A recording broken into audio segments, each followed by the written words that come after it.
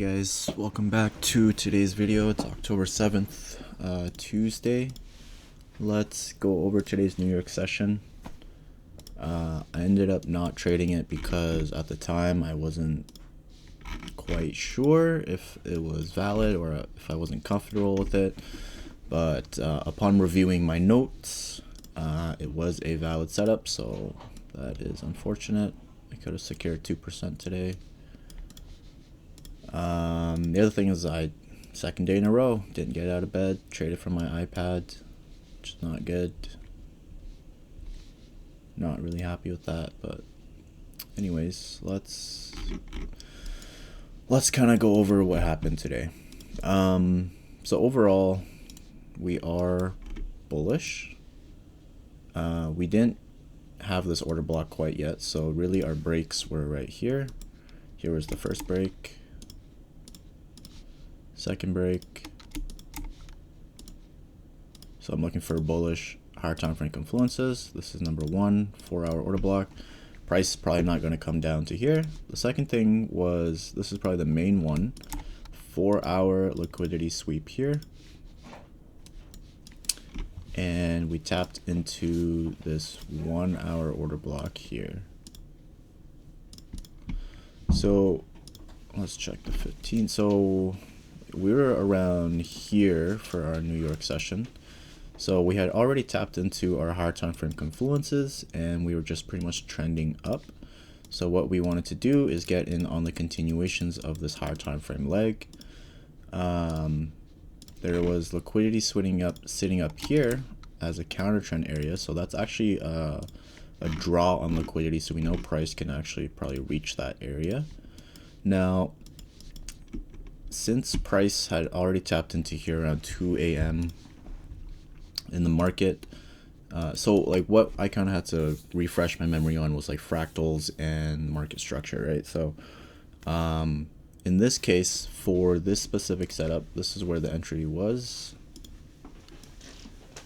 We did like 50 some pips.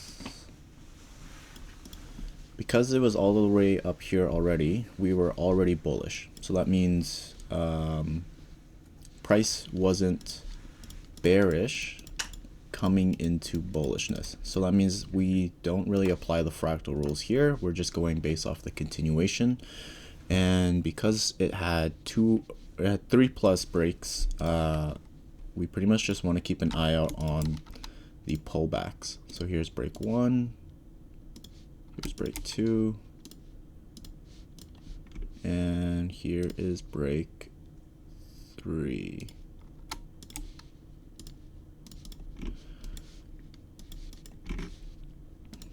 This was the order block it used. Liquidity grab from higher low. I believe a 1-minute entry was valid. Where's my PA level? PA level sitting right here. Yeah, so everything was there today. I kind of just forgot about, I was confused about, well, one, the fact that we didn't tap into a higher time frame area of confluence, so this was already used. We weren't up here yet, so I couldn't counter trend sell. So I was like, okay, I don't really have a reaction. I'm trading in the middle of nowhere. But that's actually not the case because, again, if I had remembered my notes, if the lower time frame was already aligned with the higher time frame, which in this case it is because higher time frame is bullish and the lower time frame is already bullish, we just follow the continuation, which is like early liquidity entry, but be aware of the 2 breaks to the opposite side because then you'll need to have a BIF and then follow the fractal rules again. So in this case, we only have 1 break to the downside. So this trade was very much valid. And that was pretty much the setup today. So again, things to note. I think coming into the market, of course, mark out our higher time frame confluences. But then really be aware of where we are on the 5-minute. Are we bearish? Are we bullish? So like, let's say this is New York.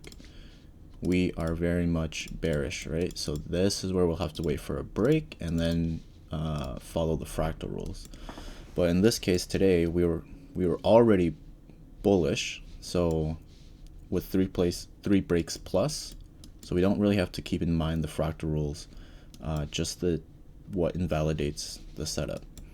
And then the draw on liquidity was up here, 4-hour swing highs, so price would definitely be gravitating towards that area. So yeah, we'll come back tomorrow and we'll see what happens.